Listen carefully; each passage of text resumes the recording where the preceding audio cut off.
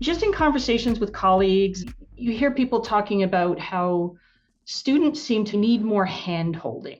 And I don't know if that is something that you both have observed, if it's unique to where I am, and if it is something that you've observed, can we have a conversation about that and how you're potentially changing your teaching practice to help with it? Perhaps I can start with this, and I have zero data on this. So I think this is something that centers like the London Center might be able to provide more information on this. But I suspect that the amount of accommodation needed changed tremendously throughout someone's degree. So from my limited the limited number of intro courses I've had, those tend to have a good number. Easily 10% of students, from my experience, have requested some form of accommodation. But I teach a lot of third year and fourth year courses, and almost all of the accommodations, almost all, I mean, there's always like, an exceptional case here and there, are about public speaking and the challenges that this leads for presentations, for instance. And for these kind of accommodations, I think it is truly a underlying kind of repercussions of a pandemic where students have not interacted with their peers, have not learned to present as something that is a normal fact of life. And I see this and I find that for those students, usually I don't expect them to be perfect when they present. It's to have a frank conversation ahead of time with them to set expectations. What does it mean to present in class? It doesn't mean that you learn it, you learn your entire speech by heart or your entire presentation by heart. I don't expect you to not say I I want you to share with me what you've learned on a certain topic, to respond to some questions or to make you think on your feet.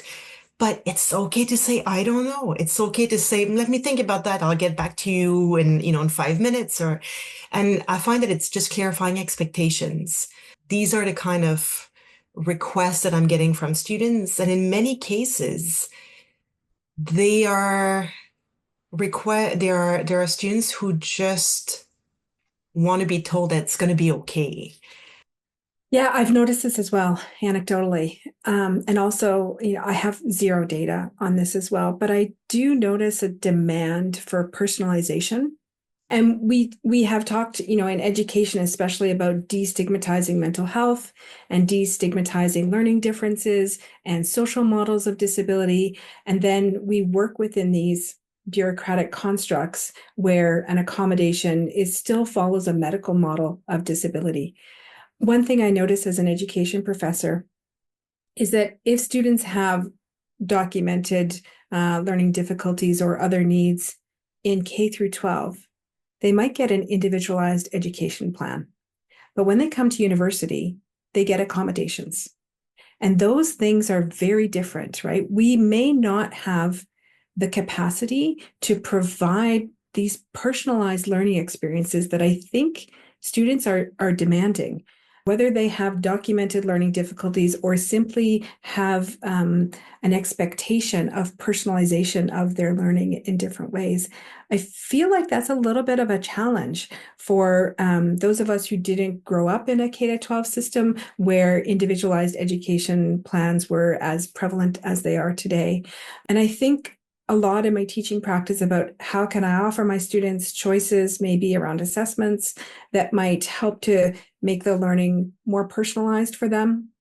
At the same time, I am noticing students seem eager for a level of engagement with me that I can't always provide. So I may say to students, I understand that you're feeling anxious about this. Thank you for trusting me with this. I can listen, and also let me refer you to student wellness.